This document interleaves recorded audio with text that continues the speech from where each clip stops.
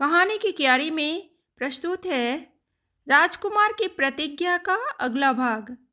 राजकुमार के कक्ष में प्रविष्ट होते ही उसने उसका अभिवादन किया। राजकुमार ने भी हाथ जोड़कर सिर झुकाकर अपना सम्मान व्यक्त किया।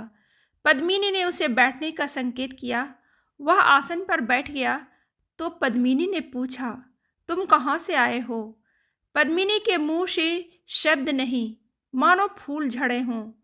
राजकुमार एकटक उसकी ओर देखता हुआ बोला, मैं स्वर्ण भूमि से आया हूँ। वहाँ क्या करते हो?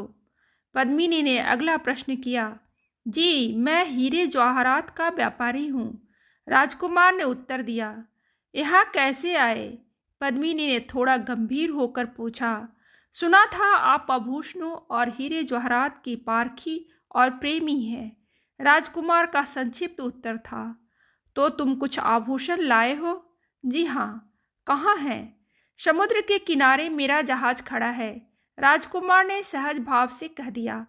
पद्मिनी ने मुस्कुरा कर कहा, तो तुम उन्हें मुझे दिखा सकते हो? अवश्य, मैं तो यहाँ आया ही इस काम से हूँ। ठीक है, अब तुम जाओ, पद्मिनी ने धीमी आवाज में कहा। कल मेरा दूत तुम्हारे पास आएगा, उसके साथ कुछ बढ़िया आभूषण ले आना। राजकुमार ने पद्मिनी से विदा तो ली, लेकिन उसके रूप लावण्य से इतना मोहित हो गया कि अपनी शुद्धि बुद्धि खो बैठा। उसके लिए चलना मुश्किल हो गया। वह मुड़ मुड़ कर पीछे देखता था।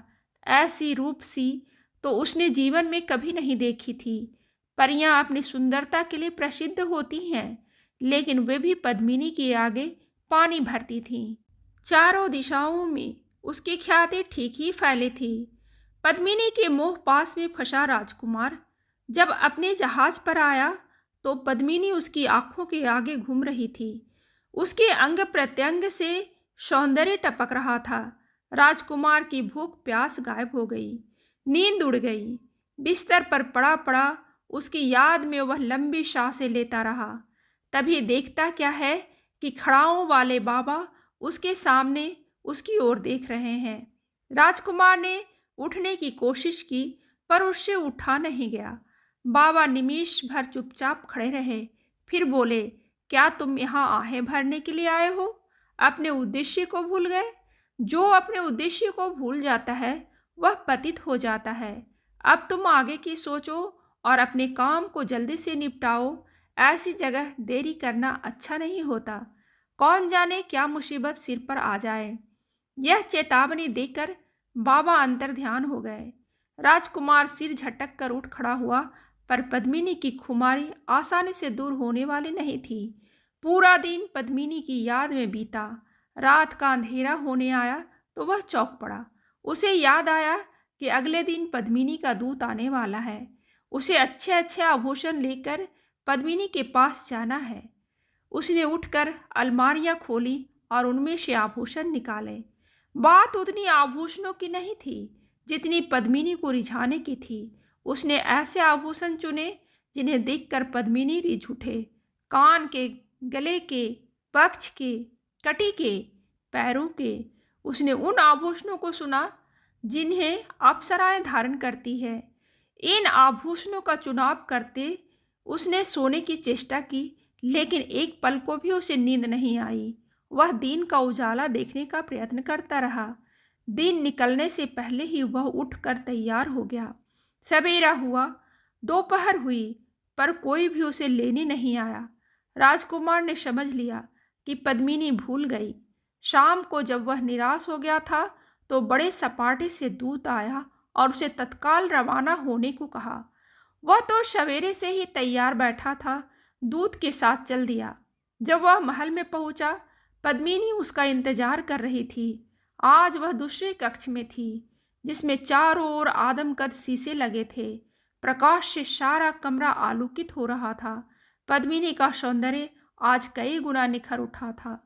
पिछले दिन की तरह पद्मिनी ने और राजकुमार ने एक दूसरे का अभिवादन किया। पद्मिनी के संकेत पर राजकुमार उसके समीप ही बैठ गया। राजकुमार ने डिब्बे डिब्बियों में से आभूषण निकालकर उसे दिखाना आरंभ किया। पद्मिनी एक एक आभूषण को हाथ में लेकर अपने शरीर से लगाकर शीशे में देखती कि कैसा लगता है और जो उसे पसंद आता उसे एक ओर रख देती। कभी को वह राजकुमार की सलाह भी ले लेती। आभूषणों को देखते देखते काफी देर हो गई तो पद्मिनी ने कहा, अब कल देखेंगे। बड़े अनमने भाव से राजकुमार ने कहा, जैसी आपकी मर्जी। राजकुमार चला तो आज उसकी हालत कल से भी अधिक मोहाशिक्त थी। आज उसने पद्मिनी के जिस रूप की झांकी पाई थी वह तो अलौकिक था। उसकी आंखें चौंधिया रही थी। आज एक नई कल्पना ने उसके मन मस्तिष्क को झकझोर डाला था। कुछ ही समय में वह उसे वहां से ले जाएगा। तब उसके अनुपम सौंदर्य के भार को वह कैसे वहन कर पाएगा।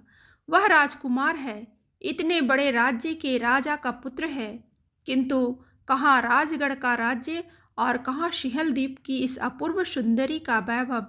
दोनों में जमीन आसमान का अंतर था, पर उठा कदम अब वापस तो नहीं लिया जा सकता था। विचारों के अथाह सागर में डूबता उतरता राजकुमार अपने जहाज पर आया। वह हाल बेहाल हो रहा था। भूख, प्यास, नींद सब उससे रूठ गई थी। वह बिस्तर पर पड़ा था। उसकी हालत शनिपात के रोगी के समान हो रही थी। वह अपने से ही बात करता था, पर उसके शब्द अस्पष्ट थे। कभी उसकी आवाज़ तेज हो जाती थी, कभी मंद पड़ जाती थी। राजकुमार स्वयं हैरान था कि उसे क्या हो गया। यह सब होते हुए भी उसने राजमहल में जाने की तैयारी की। कल की अपेक्षा आज और भी बढ़िया चीज़ें निकाली। उसे भरोसा था कि पद्मिनी उन्हें अवश्य पसंद करेगी। अगले दिन उसे अधिक प्रतीक्षा नहीं करनी पड़ी। जल्दी ही पद्मिनी का दूत आ गया और वह दोपहर होने से पहले ही महल में पहुंच गया। पद्मिनी इन आभूषणों को देखकर चकित रह गई। ऐसे आभूषण उसने पहले कभी नहीं देखे थे। उनमें से उसने ढेर सारे पसंद कर लिए। जब वह उन्हें लेने लगी तो उसने देखा कि वे अधूरे हैं। जोड़ीदार आभूषणों में से अधिकांश एक एक थे। पद्मिनी ने पूछा, यह क्या है? राजकुमार ने उत्तर दिया, अभी तो जहाज पर आभूषणों का भंडार पड़ा है। मैंने सोचा कि आप जब अपनी पसंद पूरी कर लेंगी तब उनकी जोड़ियां पूरी कर दूंगा। पद्मिनी ने खींच कर कहा, यह तुमने क्यों सोचा? राजकुमार ने कहा, इसलिए कि मेरी इच्छा थी कि आप एक बार आभूषणों के सारे भंडार को देख लें। अगर आपको आपत्ति न हो तो एक बार स्वयं जहाज पर जाकर पूरे भंडार को देख लें। इस सुझाव पर राजकुमारी थोड़ा सोच में पड़ गई।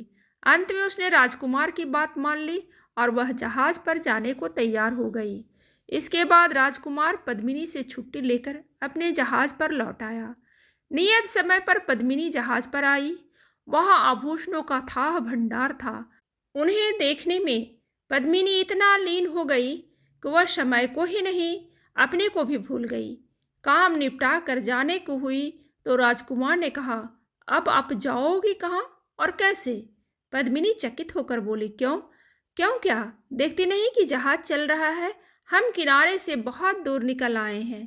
पद्मिनी पहले तो मजाक समझी, फिर उसने देखा कि सचमुच जहाज चल रहा है। मारे गुस्से के उसका चेहरा तमतमा उठा। उत्तेजित होकर बोली, तुमने मेरे साथ छल किया है, इसकी तुम्हें सजा मिलेगी। राजकुमार हंस पड़ा, बोला, पद्मिनी जी, हम सिंहल द्वीप की सीमा से बहुत दूर निकल आए हैं। पद्मिनी को लेकर जहाज चल पड़ा।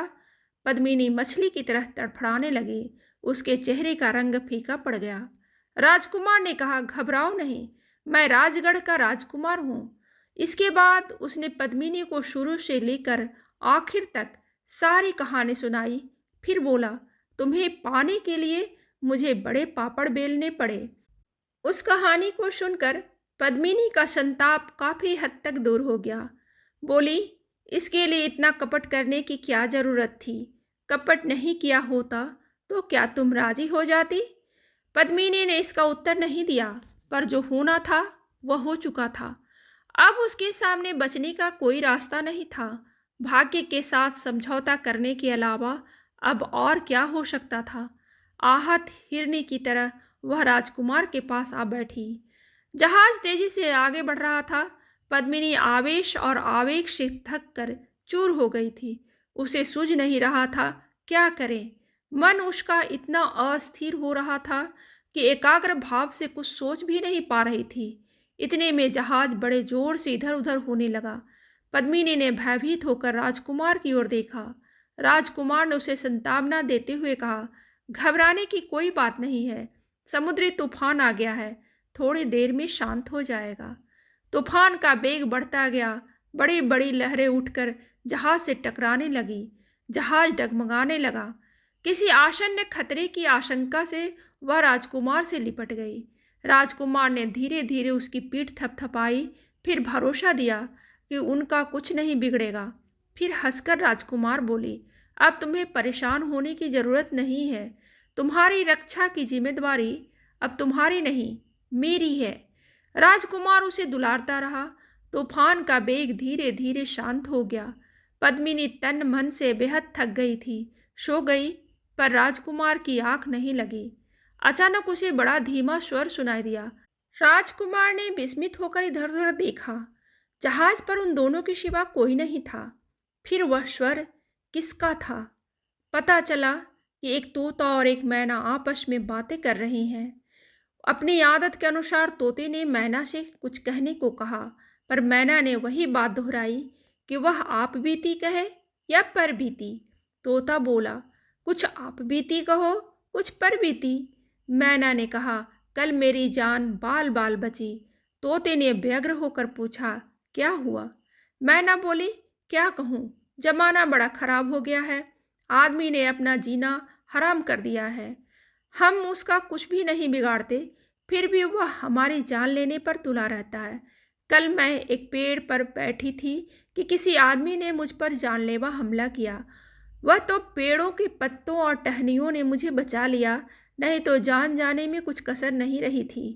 तोते के मुंह से एक दीर्घ निश्वास छूटा, फिर फुसफुसाया, जाको राखे साइयाँ, मार न सके कोई।